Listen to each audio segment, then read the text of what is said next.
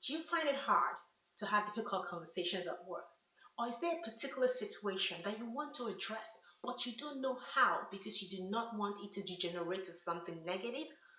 Then you need to watch this video to the end because I have put together a process in which you can have these kinds of conversations and have a positive outcome. My name is Oyinka Kimade. I'm a speaker and a workplace coach. I help people demonstrate confidence and communicate effectively. I have a lot of resources, so check the description below. So in today's video, I'm going to talk about how to have difficult conversations. In a research I once came across, it says 70% of employees avoid difficult conversations. That means for every 10 professionals at work, 7 avoid difficult conversations. And this leads to a toxic work environment where productivity isn't at its best and when you don't even feel great about where you work because you have issues with another person that you have failed to deal with. So what do? The first thing is to avoid waiting.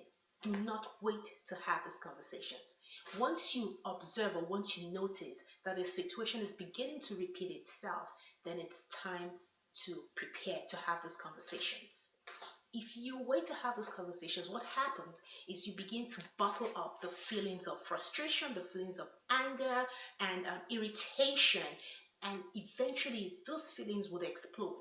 And when it explodes, it would not be in a manner that you like, and it ends up being negative. And what you feared the most is what is going to happen when you bottle up those feelings for so long before you address them. So do not wait to have these difficult conversations. So once you've made up your mind to have these conversations, then what do next? Think about your approach. You want to approach the person and address the issue and not the entire person. So you do not want to make a conversation, you don't want to make the conversation about the person, but about the particular issue you want to address. For example, you have an employee who turns in projects late and that affects the workflow. You don't want to go to that employee and say, you know what, you're just so unreliable. Guess what's going to happen when someone tells you they're unreliable or you're unreliable? You put up a defense. That's very condescending and that would not achieve the result you want. Instead, you want to go to that person and say, listen, you're good at what you do. However, you turn in the project late. What's happening?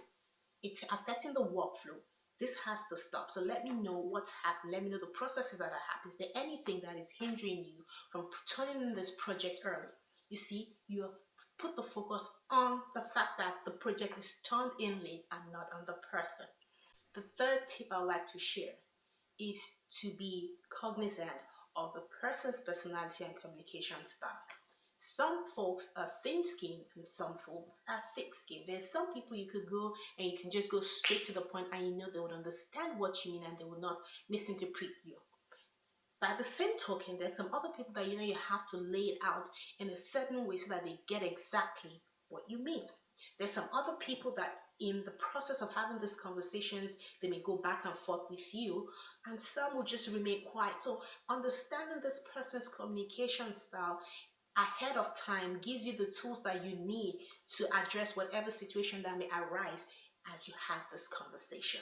Remember, it's not about you per se, it's about them changing some certain behaviors. So they need to understand these behaviors so that they can make an attempt or they can make an effort to change those behaviors. So the fourth thing you want to think about when you're about to have these conversations is the facts or the examples to buttress the point you're trying to make.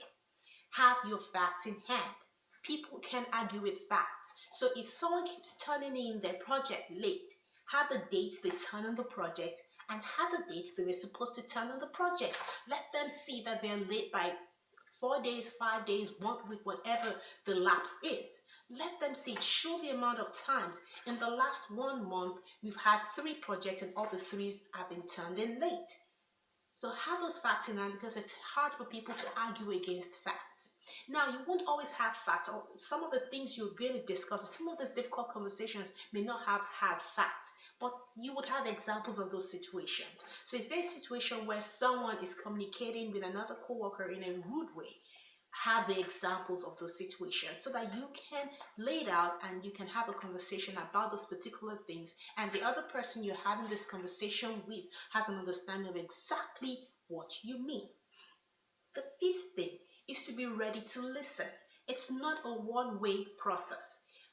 It is a two-way process. Even if it's a warning, no matter how bad the conversation is, you need to listen to the other person's point of view and the other person's perspective, because you want to understand if there's any reason for what is happening and how you can solve those things from happening. For example, if a person turns in a project late because some other people are turning in part of the project to him, or part of the um, whatever he needs to complete his project late, then it's not entirely his fault that the project is being turned late. It's being turned late because some other people along the way haven't done what they had to do at the right time.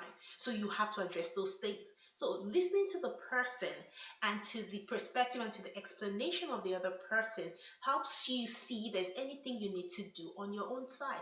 Or maybe it's a case of you needing to extend the duration of the project. Once you hear from the other person and you see the amount of work that person has to do to complete the project. And if it's still a situation that it's entirely up to that person to change that behavior, then you have given that person, you've shown that person the respect that you've heard them and you understand what they're going through, but those things have to change because it is affecting work. You can have an honest conversation and the other person would appreciate being listened to and not being talked down at. So the final thing is to allow time. There's some things that can change overnight. There's some things that you have a limited amount of time to allow those changes to happen. Let that person know that, listen, this has to change right now because we cannot afford to allow this continue. It's impacting work, it's impacting our income, and whatsoever reason that it's impacting, you need let that person know so they see the urgency in quickly making an effort. For something, if it's a behavior, if it's an attitude, then it may take a little bit of time. So allow that time for that person to change. And during that time, write down what things that have changed and write down the things that haven't changed. So that if you have to have another conversation with the same person, you can actually acknowledge the things that they have done that you have noticed that has changed. And you can ask the person, hey, how can I help you to make sure those remaining things change quickly? So I hope you've gotten some things from the tips I've shared on how you process having a difficult conversation. It starts from doing it on time to processing how the person communicates, addressing the issue, not the person, giving hard facts or an example so that the person can understand and allowing the person share their perspective or their explanations with you and giving them time to make those changes. I have other tips on communication and demonstrating confidence, so please check the videos in this channel. Subscribe to this channel so that you can hear more tips that would help you enjoy what you do as a professional. I'll see you in the next video. Bye-bye.